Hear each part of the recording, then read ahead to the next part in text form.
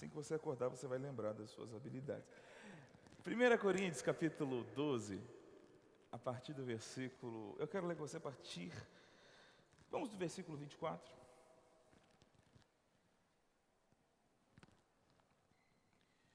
Diz assim: mas os nossos membros nobres não têm necessidade disso. Contudo, Deus coordenou o corpo, concedendo muito mais honra àquilo que menos tinha, para que não haja o quê? Para que não haja divisão no corpo. Pelo contrário, cooperem os membros com igual cuidado em favor uns dos outros. De maneira que se um membro sofre, todos sofrem com ele, se um deles é honrado, com ele todos se regozijam. Ora, vós sois corpo de Cristo e individualmente membros desse corpo. A uns estabeleceu Deus na igreja, primeiramente apóstolos, em segundo lugar profetas, em terceiro lugar mestres, depois operadores de milagres, depois dons de curar, socorros, governos, variedades de línguas. Porventura são todos apóstolos? Não. Ou todos profetas? Não. São todos mestres? Não. Ou operadores de milagres? Não. Tem todos os dons de curar? Não. Falam todos em outras línguas, trazendo uma mensagem espiritual em outras línguas para a igreja? Não está falando de língua para edificação pessoal aqui, amém, irmãos? A resposta continua sendo não. Interpretam-nas todos? A resposta novamente é não. Entretanto, procurai com zelo os melhores dons, e eu passo a mostrar-vos ainda um caminho sobre modo excelente. Ele vai falar de andar em amor aqui. Então, esse capítulo 12 é muito conhecido nosso, é muito caro para nós na palavra da fé, porque ele é o capítulo que fala a respeito dos dons espirituais. E nós gostamos muito dos dons. Quantos gostam dos dons espirituais aqui? Nós somos apaixonados pelos dons. Eu gosto muito das manifestações do Espírito. Palavra de conhecimento, palavra de sabedoria, discernimento de espírito, dons de curar, dom da fé especial, operação de maravilhas, profecia, variedade de línguas, interpretação de línguas. Nós gostamos muito desses dons e Paulo está falando sobre esses dons e regulando a atuação desses dons na igreja. E ele não resume apenas aos 9 dons do Espírito, mas ele vai falar nesse mesmo capítulo, os dons do Espírito as manifestações são diversas, mas o Espírito é o mesmo. E depois ele vai dizer, os ministérios são diversos, mas o Senhor é os mesmos. E há variedade nas realizações, mas o mesmo Deus é quem opera tudo em tudo. Amém, irmãos? Então ele fala de dons do Espírito, dons dos ministérios e atuações. Cada um opera de um jeito dentro desses dons que Deus estabeleceu na igreja. Amém? Outra coisa que eu acho muito curioso, eu não sei se você já percebeu isso, existem na palavra de Deus várias analogias para a igreja. A igreja em determinado momento é comparada com uma noiva, na palavra de Deus. Em determinado momento ela é comparada com um corpo, em determinado momento ela é comparada com um templo, ela é a família de Deus, ela é o bom jardim de Cristo. Você está comigo, irmãos? Existem várias comparações, cada uma se aplica a um aspecto específico da igreja. O que me chama a atenção é que todas as vezes que o apóstolo Paulo usa a analogia do corpo, todas elas, sem exceção, a questão dos dons está em voga. Todas as vezes que Paulo fala sobre dons, ele compara a igreja com o corpo. Você está comigo, irmãos? E qual é a ideia de comparar os dons com a atuação do corpo? A ideia é de mostrar que, apesar de cada um de nós ter atuação diferente, cada um de nós ter função diferente, todos nós fazemos parte do mesmo corpo. Amém, irmãos? Não há diferença e não há importância. Existem partes ou membros do corpo para cada coisa que o corpo precisa fazer. Mas todos fazem parte do corpo. Nesse famoso capítulo, por exemplo, ele vai dizer, ninguém pode dizer, porque não sou mão, não sou do corpo. O olho não pode dizer aos pés, não preciso de vós. Você está comigo, irmãos? Por quê? Porque Deus coordenou tudo para estar junto. E aí ele diz lá no versículo 25, que esse entendimento deve estar em nós para que não haja divisão no corpo. Você está comigo, irmãos? Pelo contrário, cada um de nós cooperemos uns com os outros, cada um na sua habilidade, cada um na sua característica, cada um no seu talento. Você está comigo? Porque ninguém pode fazer tudo, ninguém tem todas as habilidades. Por mais que você tenha várias, tem alguma que você não tem. Você está comigo, irmãos? Amém? E nessas nós precisamos uns dos outros. Pastor João não pode fazer tudo sozinho.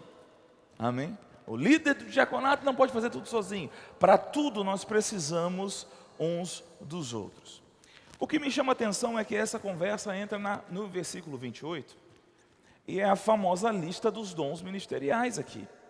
A lista de 1 Coríntios. Eu sei que nós conhecemos mais a lista de Efésios, né? Que ele concedeu uns para apóstolos, outros para profetas, outros para evangelistas e outros para pastores e mestres. Aqui, em 1 Coríntios, Paulo fala numa ordem diferente. Paulo fala novamente, primeiro de apóstolos e profetas, porque foram os dons que apareceram em primeiro lugar, e também foram os dons pelos quais a Escritura e a revelação foi dada, os profetas do Velho Testamento, os apóstolos do Novo Testamento. Mas então ele cita outros dons atuantes na igreja, e lembre que ele cita esses dons atuantes na igreja, depois de ter dito que somos todos membros do mesmo corpo. Amém, irmãos? E ao citar esses dons, eu acho muito interessante algo que ele coloca aqui. Ele diz, colocou profetas, vamos lá, apóstolos, profetas, mestres, operadores de milagres, dons de curar, e por último ele vai falar de variedades de línguas. Alguém tem alguma dúvida de que todos esses dons aqui são sobrenaturais? Alô? Alguém acha aqui que profeta não é sobrenatural? Alô? Vou perguntar melhor. Quantos acreditam que o chamado profético é algo sobrenatural? Eu não vou colocar o mestre na lista agora, não.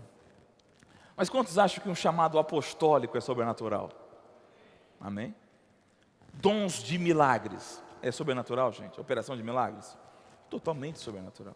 Variedades de línguas. É sobrenatural, gente? Totalmente sobrenatural. Ninguém tem dúvida disso. É curioso que na mesma lista de apóstolo, profeta, operação de milagres, dons de curas, variedade de línguas, na mesma lista tem socorros e governos. A mesma lista. O que isso quer me dizer? Isso quer dizer que quem socorre e quem governa é tão sobrenatural quanto quem profetiza e opera milagre. Você está comigo? É tão necessário para o corpo, é tão útil para o corpo, como quem profetiza, como quem opera milagres, como quem tem dons de curar operando na sua vida, como quem traz mensagens sobrenaturais em outras línguas para a igreja. Os governos e os socorros são úteis para o corpo, e se estão na mesma lista, foram concedidos por Deus da mesma forma. Não foi a parte humana que os homens colocaram, não foi a institucionalização da igreja, não é porque a igreja tem CNPJ que ela tem governo e socorro. Quem estabeleceu governo e socorro na igreja foi o mesmo Deus que estabeleceu apóstolo, profeta, dons de curar, operação de maravilhas e variedade de línguas. E coincidentemente também os mestres. Você está comigo? Por que eu estou falando isso? Porque nós precisamos aprender a considerar essas coisas. A palavra governo, aqui, traduzida por governo, é literalmente aquele que dirige o navio. Você está comigo, irmãos? Literalmente a palavra, traduzida por governos, é um termo náutico, daquele que comanda a direção do navio. Isso está me dizendo que Deus estabelece na igreja aqueles que vão dar a direção para o navio. A igreja não deve ser governada democraticamente. A igreja não é dirigida pelo voto da maioria. Deus estabelece na igreja aqueles que dão a direção que o corpo local vai seguir. Poucos améns, mas é verdade. Também Deus estabelece na igreja aqueles que vão socorrer quem? Vão socorrer, amém, irmãos? Eles vão socorrer quem? Eles vão socorrer aquele que dá a direção. Você está comigo? Então, Deus estabelece na igreja aqueles que dão a direção, Deus estabelece na igreja aqueles que socorrem os que estão dando direção. Você está comigo, irmãos? E essa dinâmica de governos e socorros é estabelecida por Deus na igreja. Não é panela, não é maldade, não é complô. Deus estabeleceu essa dinâmica. Deus estabeleceu que na igreja haverão aqueles que dirigirão e haverão aqueles que socorrerão os que dirigem. Você está me amando ainda? Essa cena, ela começou a operar na prática em Atos 6. Aqui já se passou muito tempo desde que Atos 6 foi, desde que a cena de Atos 6 aconteceu. Você está comigo, irmãos? De fato, Paulo escreve antes de Lucas. Tem uma luz aqui me deixando doido. Você está comigo? Paulo escreve antes, mas quando Paulo escreve, o que está relatado em Atos 6 já havia acontecido em muito tempo. A igreja já tinha se desenvolvido muito mais. Você está comigo, irmãos? Por exemplo, na época de Atos 6, só haviam 12 ministros na igreja, e todo o governo da igreja estava sobre os 12 apóstolos. Não havia ainda a variedade de dons que Paulo está relatando aqui. Você está comigo, irmãos? Mas a relação governos e socorros começou nesse evento. Vamos dar uma olhada lá, eu quero olhar com você esse texto. Atos capítulo 6.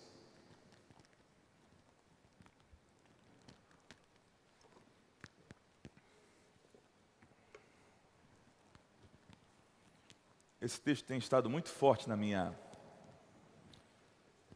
mente nos últimos tempos. Esse texto é um dos textos muito importantes do livro de Atos, porque ele é o começo de uma mudança. A partir de Atos 6, a igreja vai começar a perder o seu centro em Jerusalém para seguir para Antioquia e depois para Roma. Essa é a lógica do livro de Atos. Primeiro Jerusalém, depois Antioquia, depois Roma. Você está comigo, irmãos? E a partir do que está acontecendo aqui, a igreja vai começar a perder a sua cara judaica. Você está comigo? Ela vai começar a ser mais mundial a partir dessa cena aqui. E ela é muito importante dentro do livro de Atos. Diz assim, versículo 1. Ora, naqueles dias, que dias são esses? São os dias que sucederam o maior avivamento da história. A igreja cristã, a igreja primitiva, tinha aproximadamente 6 meses aqui. E em 6 meses ela passou de 120 pessoas para pelo menos 8.000 homens, fora mulheres e crianças. É um crescimento razoável de igreja, sim ou não, pessoal? Hein? Alô, vocês estão vivos aqui ainda? Ou só estão pensando no voto, em quem vão votar? Você já decidiu isso faz tempo, relaxa agora. Amém? Em 6 meses, quantos queriam um crescimento desse? Tem certeza, irmão? Tem certeza que tu queria um crescimento desse? Quero que você pense em algumas coisas. Como é que ficava o trânsito quando em 6 meses de igreja, você aumentou de carro de 120 pessoas para carro de 8.000 pessoas? Detalhe, em 6 meses você cria uma equipe nova? Cria uma equipe nova, gente? Em 6 meses não deu tempo para o pessoal fazer o rema. Alô? Você está comigo? Amém? Como é que fica a igreja de criança? Em 6 meses, passaram de 120 adultos para 8.000 homens, fora mulheres e crianças. Começa a pensar nessas coisas. Outra coisa, essa igreja, ela distribuía alimento todos os dias para órfãos e viúvas. Como é que fica a distribuição de alimento? Quando, da noite para o dia, a igreja deu um pulo desse. Olha o que aconteceu aqui. versículo 1. Ora, naqueles dias, multiplicando, a igreja não estava só somando gente, a igreja estava se multiplicando. Glória a Deus, o crescimento, amém, irmãos?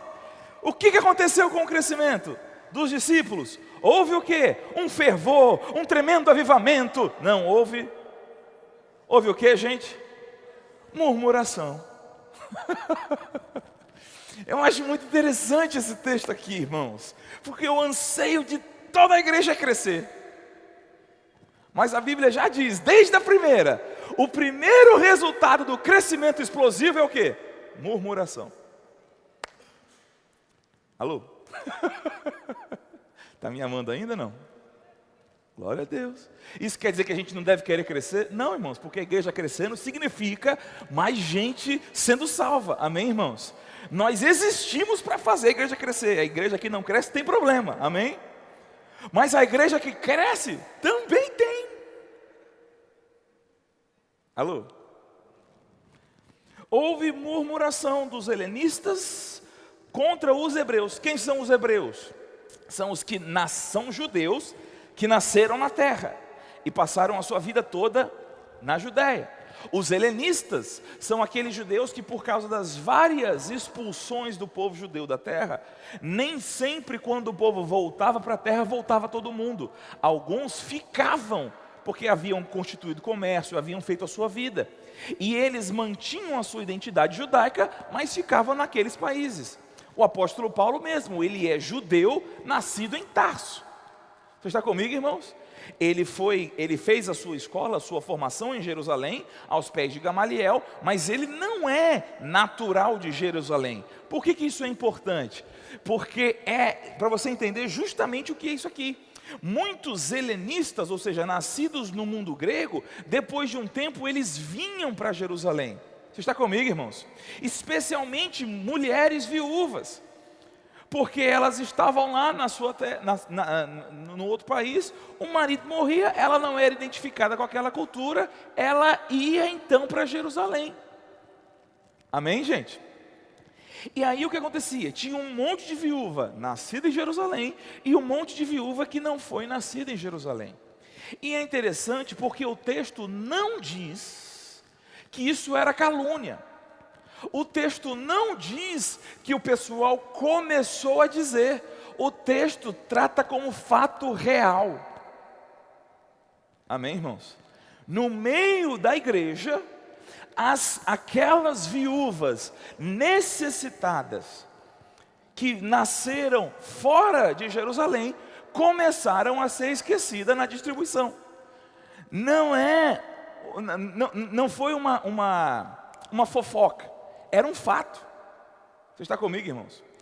Que é uma coisa muito simples de entender. A gente está numa rotina diária, para um número de pessoas, de repente esse número explode. E aí, eu estou lá na distribuição. Tem a minha avó, viúva, tem a avó do meu amigo, tem aquela vozinha da rua que eu gosto, mas tem 300 vozinhas que eu nunca vi na minha vida. Não vai dar para todo mundo. Eu vou dar para quem primeiro? Você está comigo? Nada mais natural. Não se trata de maldade, não se trata de ruindade. Foi um processo natural que aconteceria com qualquer igreja que viveu um crescimento tão explosivo quanto essa. Você está comigo, irmãos? O pessoal começou a dar preferência para as de casa, enquanto as outras começaram a ter dificuldade. Mas aí o versículo 12, irmãos, chama a minha atenção. O versículo 2, perdão, chama a minha atenção. Diz assim: então, os 12 convocaram a comunidade dos discípulos e disseram: não é o quê? Não é o quê, gente? Não é razoável que nós façamos o quê? Abandonemos a palavra de Deus para fazer o quê? Servir as mesas. Que coisa diferente isso aqui. Você me ama ainda? Olha só. Eles são os 12 apóstolos. Eles andaram com Jesus. Eles têm a revelação de tudo como a igreja deve funcionar. Você está comigo, irmãos? E aí eles estão diante de um problema grande. A igreja pode ter um racho aqui. Você está comigo? Eles olham para o problema e falam assim: olha só, não dá para a gente cuidar disso aí. Alô? Tudo bem com você? A gente não pode cuidar disso. Porque se a gente for cuidar disso, a gente vai diminuir o nosso tempo de dedicação à palavra e à oração. Alô? E não é razoável. Não é razoável que aquele que ministra tenha que se preocupar com servir as mesas. Tudo bem com você? Você está vivo ainda? Fez silêncio sobre a face do abismo, mas tudo bem. Versículo 3. Mas, irmãos, escolhei aonde? Escolhei aonde? Dentro dos crentes, dentro do corpo de crentes. Vós, 7 homens, isso me chama muito a atenção. Olha só, gente, quantos apóstolos eram? Quantos apóstolos eram, gente? 12. Tinha um culto por dia. Tinha culto todo dia no templo. Você está comigo? Um culto por dia com 12 apóstolos. Amém? Aí, pensa comigo. Se 12 apóstolos com um culto por dia, cada apóstolo levava ao menos 12 dias para pregar de novo. Pensando que havia uma escala perfeita de um por dia. Você está comigo, irmãos? Então, Pedro pregou hoje, Pedro vai pregar de novo quando? Daqui a 12 dias. Eu te pergunto, ele não podia tirar 5 dias para servir mesa? Se Pedro tirasse 5 dias para servir mesa, ia atrapalhar a escala? Sim ou não, gente? Aparentemente não. Amém? Agora, olha o que é louco. O problema que a igreja estava vivendo era um problema que dava para 7 homens realizar. Você está comigo? 7 homens resolveria o problema que a igreja estava passando. E haviam 12 apóstolos. Você está comigo? Se você pegasse na lógica, o apóstolo ainda teria 7 dias para estudar. Se ele servir por 5 dias, pensando assim, você está comigo? Na diferença. Mas os apóstolos tributavam a função deles algo tão sério, que não dava para, mesmo trabalhando a cada 12 dias, diminuir a intensidade de estudo e de oração para servir mesa. Você está comigo? E fizeram o quê? Geraram gente de dentro do povo.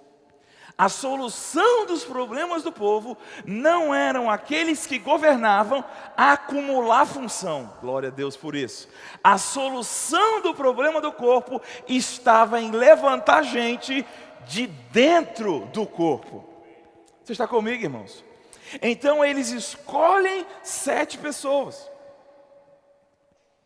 Vamos ler o versículo 3. Mas, irmãos, escolhei dentre vós 7 homens de boa reputação, cheios do Espírito, cheios de sabedoria, aos quais encarregaremos desse serviço. E quanto a nós, nos consagraremos à oração e ao ministério da palavra. Então, irmãos, no nome de Jesus, se você ligar para cá um dia, e alguém te disser assim, eu quero falar com o pastor João, e alguém te disser assim, ele está orando e não vai te atender, saiba que ele está sendo um pastor bíblico. Alô? Tudo bem com você? Saiba que ele está fazendo o que a Bíblia ensina que um pastor deve fazer. Versículo 5. O parecer agradou a toda a comunidade. E elegeram Estevão, homem cheio de fé e do Espírito Santo, Filipe, Prócoro, Nicanor, Timão, Pármenas e Nicolau, prosélito de Antioquia. Eu não sei se você provavelmente você não vai perceber isso pela leitura do texto traduzido.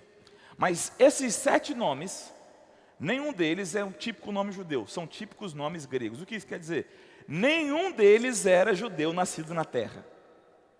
Você está comigo? O que isso me diz? Qual era o problema que a igreja tinha? Os que vieram de fora estavam sendo esquecidos, não é assim? Então, pega a gente identificado com o problema. Você não vai pegar gente que não tem nada a ver. Você vai pegar gente que conhece a situação, gente que lida com a questão. Você está me amando ainda, irmãos? O que isso me diz? É dos próprios desafios da igreja que surgem as soluções. A habilidade do corpo está naqueles que estão enfrentando as situações. Você está comigo? Separaram 7 homens que estavam identificados com a situação e que conheciam as viúvas estrangeiras. Que coisa maravilhosa. A solução para os departamentos nasce de gente que está identificada com os departamentos. É dentro da habilidade que se tem, que se dá para Deus. Não tem que inventar a roda e ficar pegando gente que não tem nada a ver com a coisa, achando que de alguma forma sobrenatural, uma unção. Não, é gente que conhece a coisa, que vai trabalhar naquilo que tem habilidade. É do meio do problema. Amém, irmãos? É quem vive a situação. O que é interessante, apresentaram-nos perante, versículo 6, perante os apóstolos, e estes, orando, lhes impuseram as mãos. Crescia a palavra de Deus, e em Jerusalém se multiplicava o número dos discípulos, e também muitíssimos sacerdotes obedeciam à fé. E Estevão, cheio de graça e poder, fazia prodígios e grandes sinais nas cruzadas de cura que ele dirigia. É assim? Não. Estevão fazia sinais aonde, gente? Nos cultos de cura que Estevão realizava? Era, gente? Não. Estevão foi chamado para servir as mesas. E os milagres aconteciam na vida dele enquanto ele estava fazendo aquilo que ele foi colocado para fazer. Alô? Às vezes eu vejo as pessoas falando assim: eu queria ver milagre. Talvez era só você se aplicar naquilo que foi colocado para fazer. E a igreja não tinha problema com Estevão realizar milagre. Os apóstolos continuavam se dedicando à oração e ao ministério da palavra. E realizavam um monte de milagre. A sombra de Pedro continuava curando.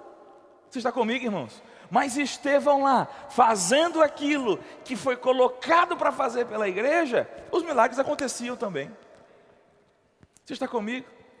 Não precisa de foco de luz, não precisa parar tudo. Ei, olha agora, Estevão. Não, cada um servindo naquilo que foi chamado para fazer. A mão de Deus acompanha e o milagre acontece. Você está comigo? Pessoas que nasceram para suprir problemas, dentro daquela situação, daquela realidade, eles se entregaram para servir essas irmãs necessitadas, e os milagres foram acontecendo. Quando Estevão chegava para levar pão para a mesa da irmã Zefinha, via que Zefinha estava com problema dos quartos, aí eu orava, a mulher era curada na hora. Você está comigo? Simplesmente vivendo e servindo uns aos outros em amor. Sem título, sem aparecer, sem muito destaque, simplesmente vivendo a vida cristã diária, cada um na sua, cooperando uns com os outros. Amém, irmãos? Um texto que chama muito a minha atenção é o texto de 1 Pedro, sobre essa questão. 1 Pedro capítulo 4, vai comigo lá.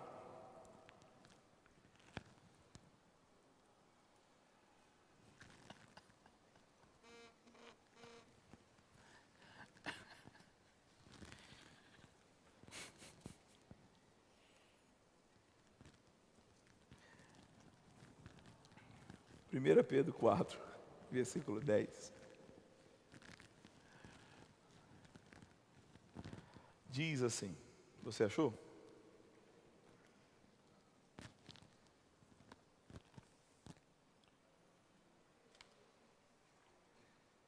Eu gosto muito desse texto, irmãos, já tem uns 2 anos que ele está na minha cabeça.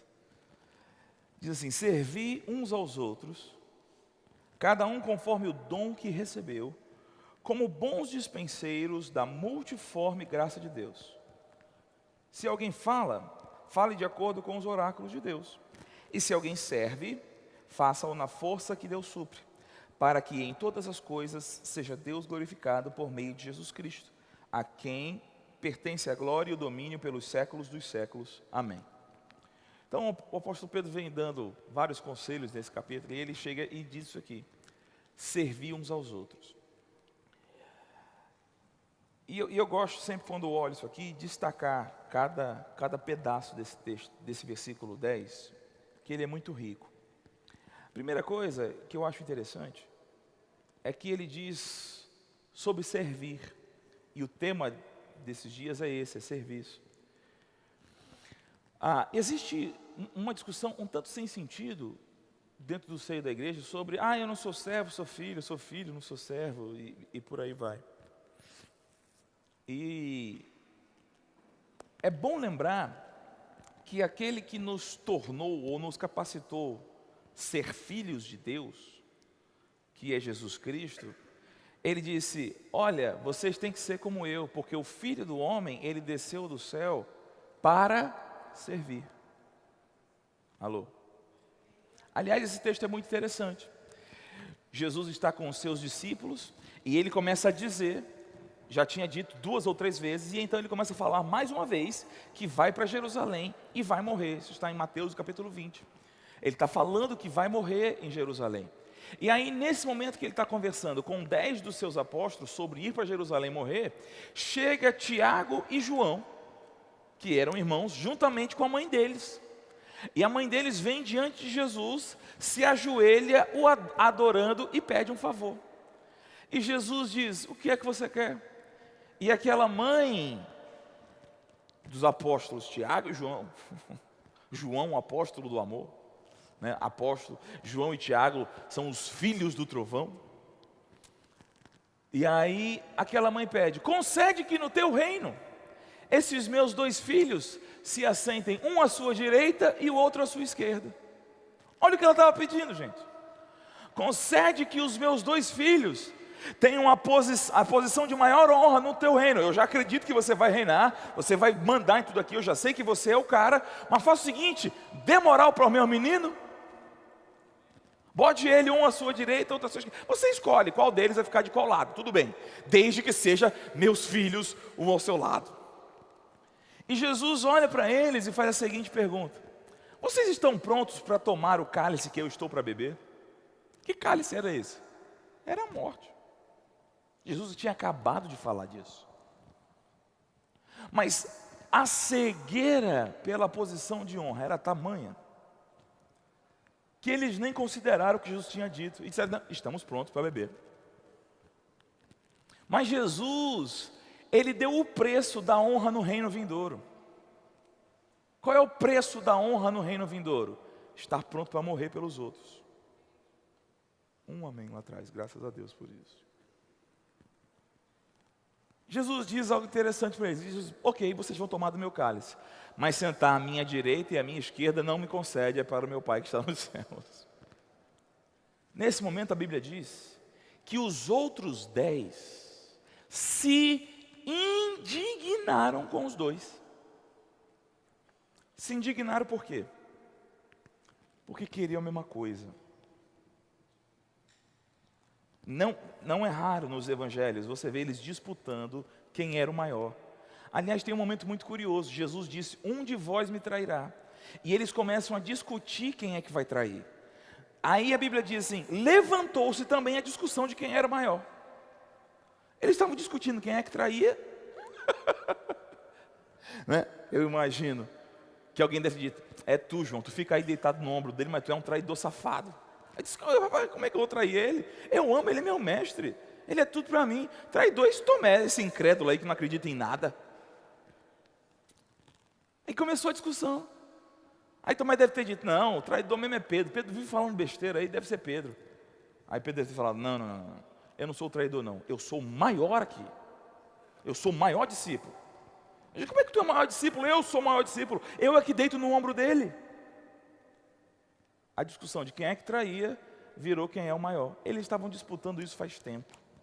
Você está comigo, irmãos?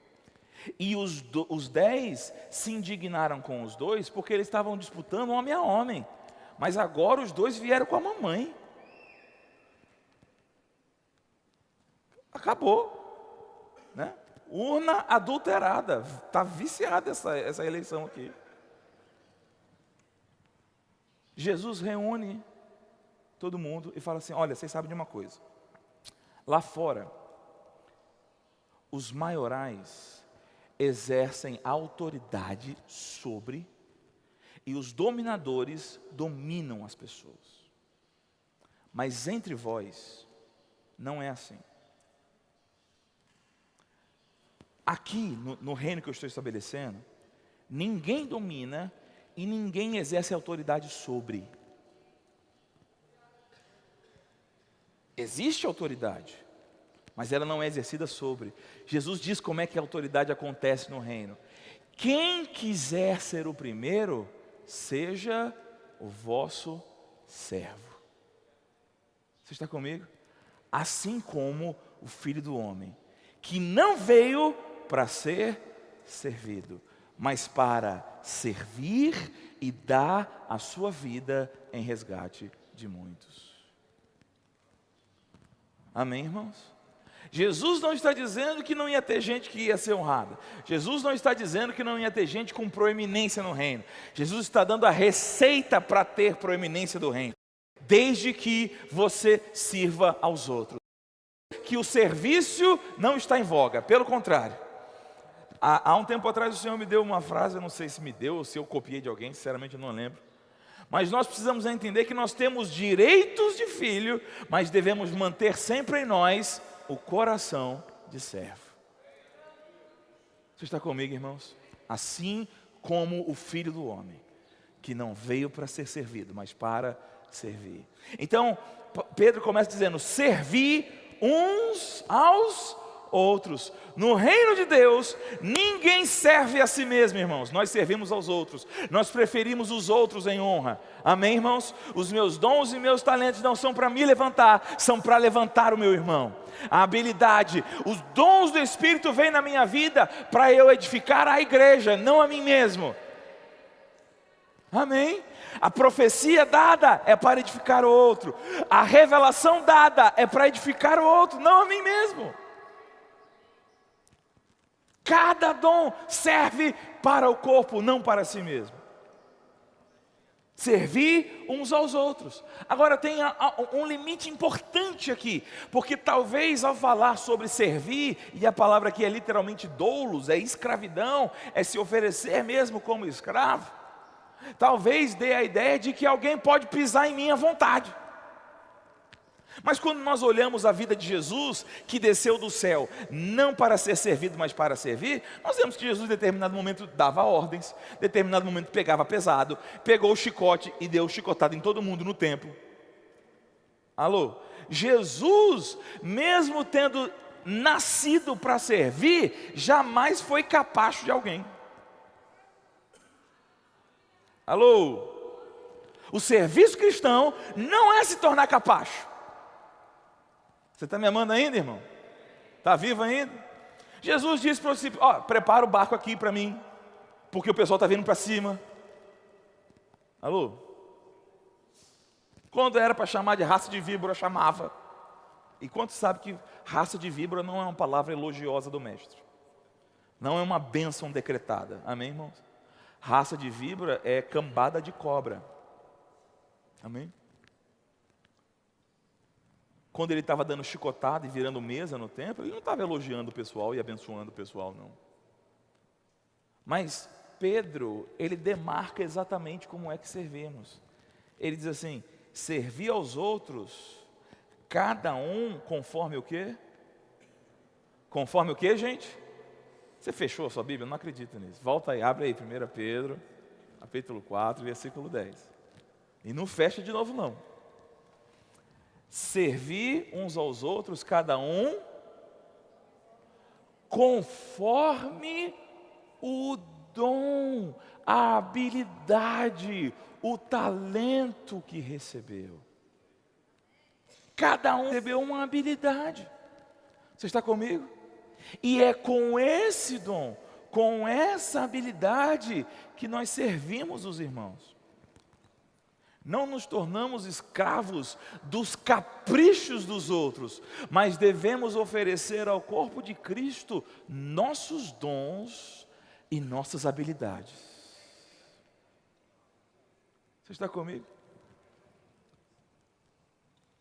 O dom que recebeu, afinal de contas você recebeu esse dom. Então a próxima frase que ele diz é: como bons, o quê? Como bons o quê, gente? Despenseiros. A palavra despenseiros aqui é oikonomos, da onde surgiram os conceitos modernos de economia e de administração. O que é o dispenseiro? O dispenseiro é um mordomo. Você está comigo? E qual é a função do mordomo naquela época? Alguém aqui tem despensa em casa? Quantos tem despensa em casa? Gente, alguém tem armário que guarda comida em casa? Ok. Isso é a sua despensa. Não precisa ser um cômodo gigantesco, não. Mas é a sua despensa. O que é a sua despensa? Sua despensa é o que o seu trabalho e a sua riqueza produziu de recurso para quem vive na sua casa. Sim ou não? Você trabalhou, ganhou salário, ou tem uma renda maravilhosa, sei lá o que for.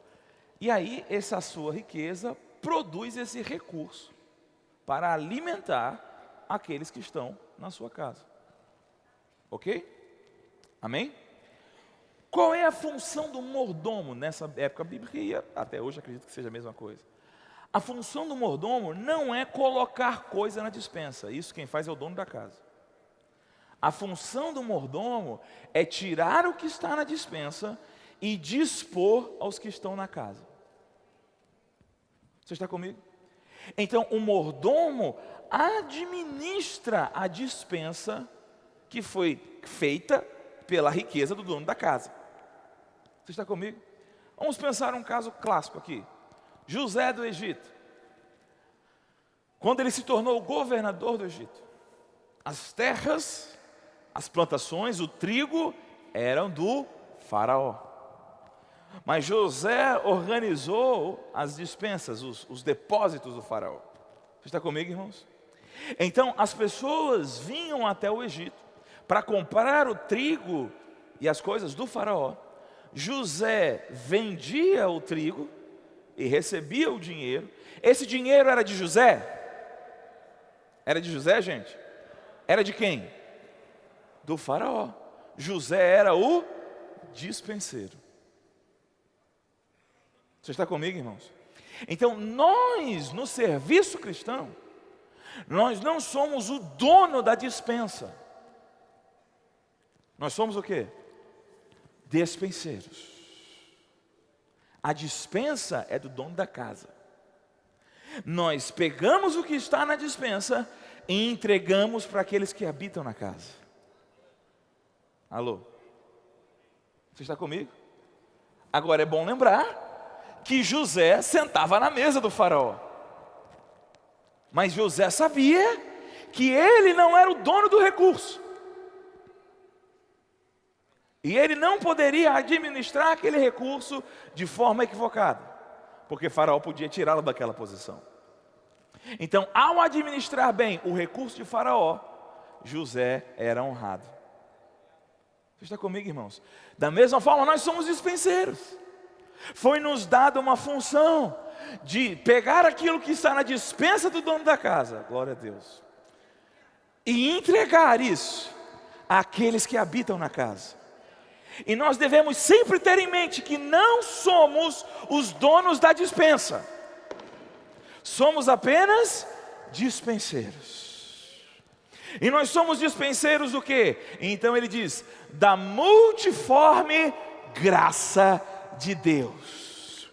O favor de Deus, a sua salvação, a cura, a prosperidade, a bênção de Deus, levantar, dar um chamado, mudar e transformar a vida das pessoas, tudo isso Deus colocou na despensa e capacitou a cada um de nós para ir até a despensa, entregar ao povo da casa.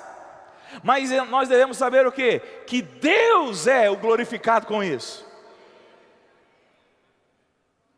A palavra multiforme, ela quer dizer literalmente muitas cores. Eu gosto disso.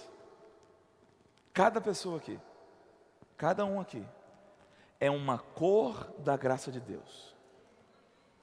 Existe um talento, uma habilidade na sua vida, que é uma cor da graça de Deus.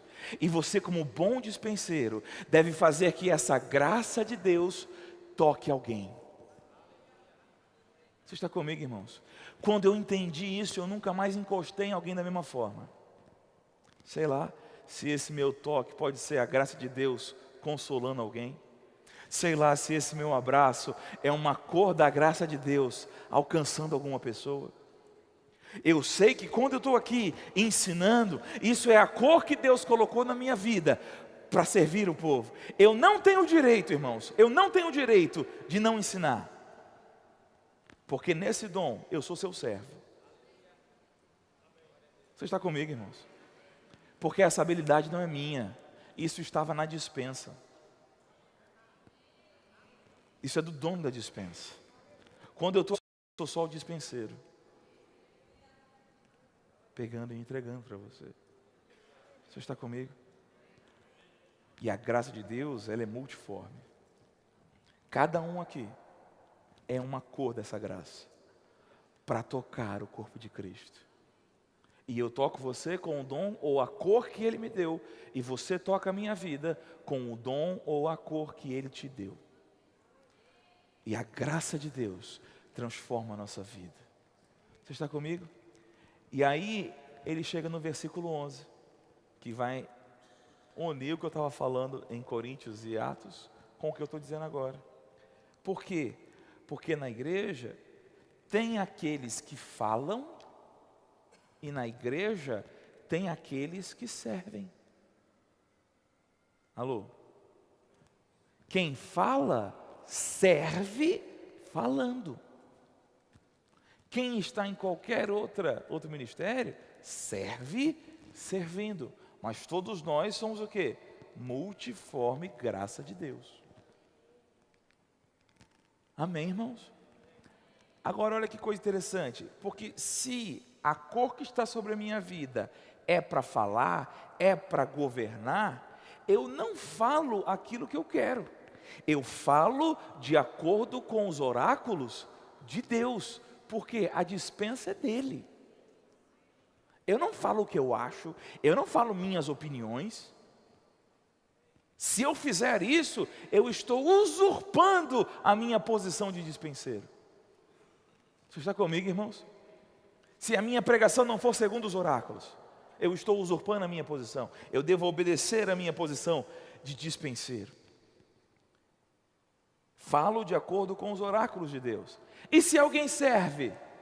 Se você trabalha no trânsito, se você trabalha no departamento infantil, se você trabalha no diaconato, seja o que for, conselheiro, você deve fazer isso na força que o Senhor supre. Porque não é menos sobrenatural, não é menos ungido, não é menos glorioso. É apenas outra cor da mesma graça. Você está comigo, irmãos? É só outra cor. Cada um tem uma cor. Não fui eu que escolhi estar aqui, foi Ele. Eu não tinha a menor capacidade para fazer isso. Ele que fez isso. Você está comigo, irmãos? Eu não tenho glória nenhuma nisso aqui. Eu costumo brincar que às vezes quando a gente ensina, graças a Deus, temos tido a oportunidade de ensinar vários cantos desse país. Eventualmente as pessoas chegam e falam: nossa, que bênção! E são edificadas com a pregação. E lá no fundo, irmão, lá no fundo, eu como que escuto o Espírito Santo dizendo: você sabe que não é você, né? Não sou eu. Ele é o dono da dispensa. Ele é o dono da dispensa. Eu seria um problema se eu não entregasse. Mas quando eu entrego, a glória é dele. Então eu falo segundo o seu oráculo. E aquele que serve, serve na força que o Senhor supre. Não é na sua própria força, é na força sobrenatural que Ele coloca sobre cada um. Porque é a graça de Deus que está fazendo isso. É a graça de Deus que capacita você. E eu quero encerrar, irmãos, não precisa abrir, mas Hebreus, capítulo 6, versículo 10, diz algo muito interessante. Ele diz assim: Deus não é injusto para ficar esquecido do vosso trabalho e do amor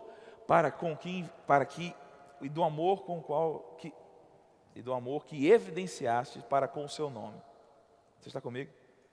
Vou falar de novo. Deus não é injusto para ficar esquecido do nosso trabalho e do amor que evidenciamos para com o seu nome. Então ele diz a seguinte frase: porque servistes e ainda servis aos santos. Eu aprendi uma coisa, irmãos.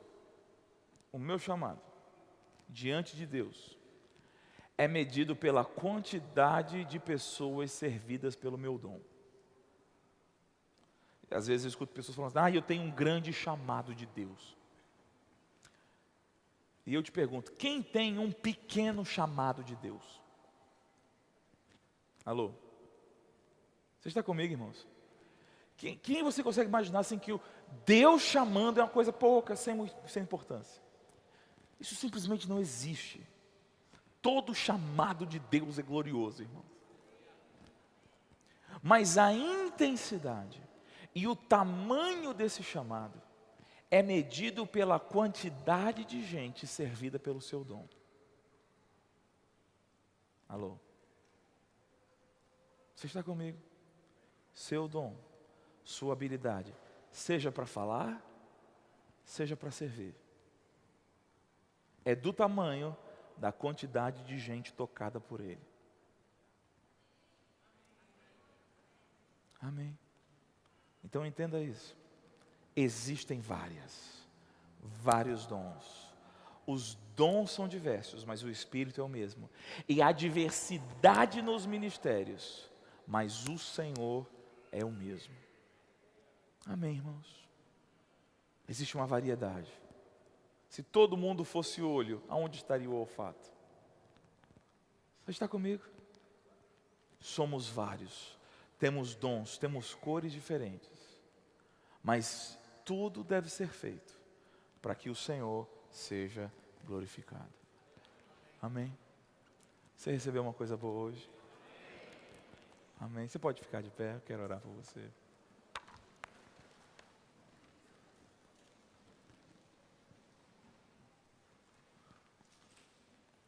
Hoje, decida que o corpo de Cristo não será privado do dom que Deus depositou na sua vida. Amém? Decida hoje que ninguém será privado do dom de Deus que está sobre você. E você não vai perder tempo falando de fulano ou cicrano que não estão fazendo, mas você vai se ocupar entregando o dom que está sobre a sua vida para servir as pessoas. Levante suas mãos, agradeça a Deus pelos dons e habilidade, pelas cores que Ele depositou, as cores da graça que Ele depositou na sua vida. Aleluia. Pai, eu te louvo por cada dom, por cada habilidade, cada cor maravilhosa da Tua graça que está nesse lugar, Senhor. Cada um deles, ó Pai, com um chamado, com um foco, com um coração específico, com uma visão para servir o Teu reino. E no nome de Jesus eu oro, Pai, para que essa palavra caia no coração deles e eles se levantem para correr com perseverança a carreira que está proposta. No nome de Jesus, cada um deles corra não sem meta, não como desferindo golpes no ar, mas cada um deles corra para a coroa que está prometida em nome de Jesus. Que eles entreguem aquilo que o Senhor depositou em cada um deles. que eles sejam bons dispenseiros da multiforme graça do Senhor, para que o Senhor seja glorificado em todas as coisas, no nome de Jesus Cristo, no nome de Jesus. Irmão, sirva ao Senhor, servindo os santos, no precioso nome de Jesus. Pastor Ricardo.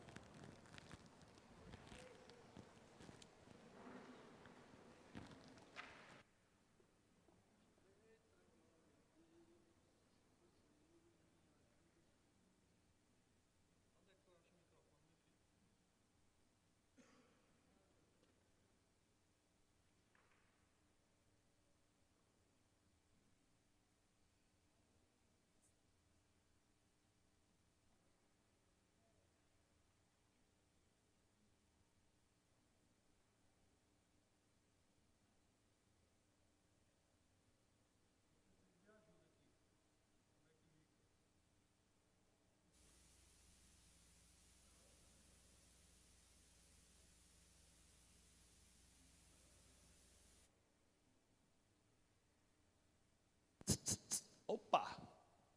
Glória a Deus. Aleluia. Meu Deus do céu, que ensinamento profundo. Precisamos colocar em prática, o pastor João sempre usa e diz no começo ou no início de uma ministração como essa.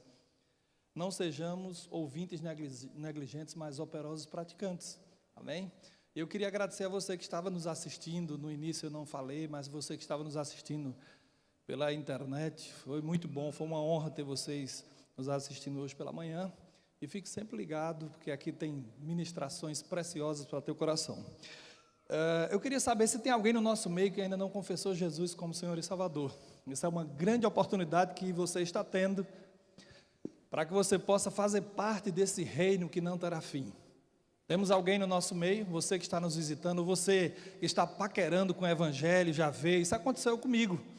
Eu comecei a paquerar com o Evangelho e comecei a vir à igreja evangélica e disse, meu Deus, um dia eu vou ser crente, que eu acho tão bonito esse povo orando, era diferente a oração, e eu paquerava com os crentes, e me tornei há 20 anos atrás. Então, se você está aqui hoje pela manhã, ou até você mesmo que está assistindo pela internet, se você quer confessar Jesus como Senhor e Salvador, essa é a oportunidade que Deus está te dando. Eu fiz isso há 20 anos atrás, e foi a melhor decisão da minha vida. Tem alguém no nosso meio que ainda não confessou Jesus? Levanta sua mão que eu quero te ver, para que você possa fazer parte desse reino que não terá fim. Todos já são crentes, glória a Deus. Então, se você está aqui hoje pela manhã, você já é cristão, e você quer confessar Jesus como Senhor, você quer ser batizado com o Espírito Santo, a evidência bíblica do batismo com o Espírito Santo é falar em línguas, é orar em línguas. Então, se você ainda não ora em línguas, você não fala em línguas, essa é a oportunidade que Deus está te dando. Não sou eu que vou te batizar, é o próprio Deus que te batiza. Tem alguém aqui no nosso meio que já ora em línguas? Eu vou chamar cada um para orar aqui um pouquinho, para mostrar como é que se faz. Brincadeira, não vou fazer isso com você. Todos já oram em línguas, glória a Deus. Tem alguém com alguma dor, enfermidade? Todos curados e sarados? Glória a Deus. Eu quero chamar os avisos, por favor. Vocês vão ver que o aviso dela é muito melhor do que o meu.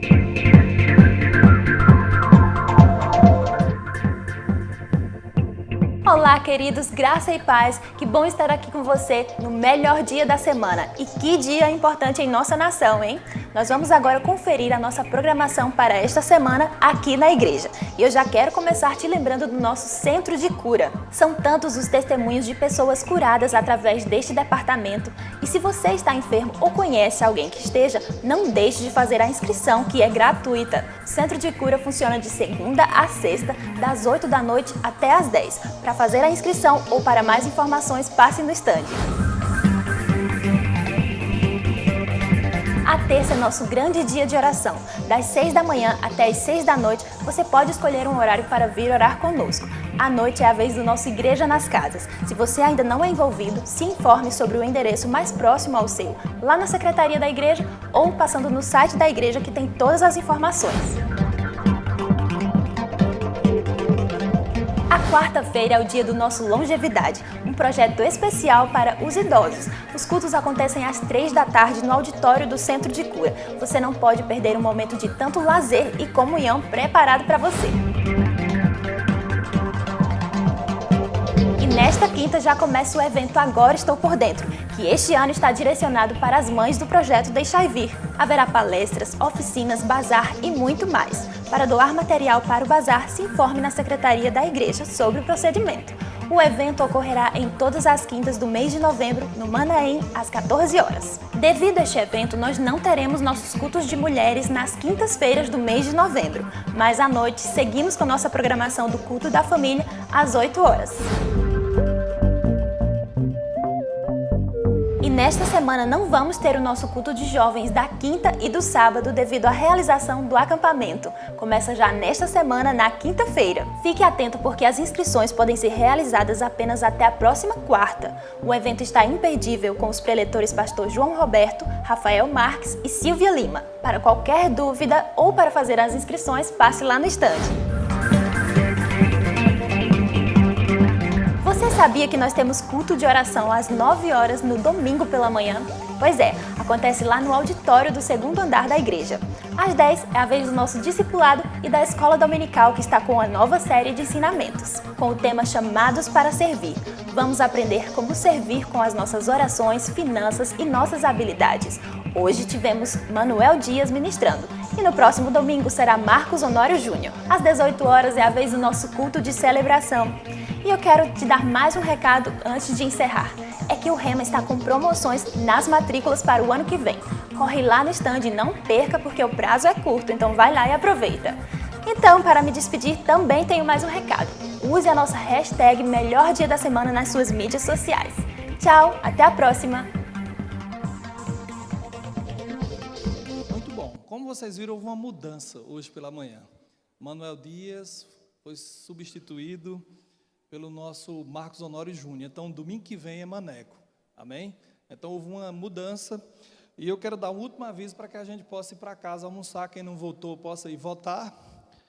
É a conferência de música do dia 16 a 18 de novembro, com o tema Tudo em Comum. Amém? Então, se você tem interesse de fazer parte desse evento, você vai lá na secretaria, faz sua inscrição. Os preletores são Rebeca Moura, Manuele Frota e Beto Gomes, e também Tiago Borba. Eles vão estar ministrando. As inscrições estão sendo realizadas na secretaria. Então, se você tem desejo de participar desse evento, vai lá e faz sua inscrição. Amém? Mais algum aviso, pastor Perilo? Tudo tranquilo? Algum aviso? Tudo tranquilo? Posso encerrar?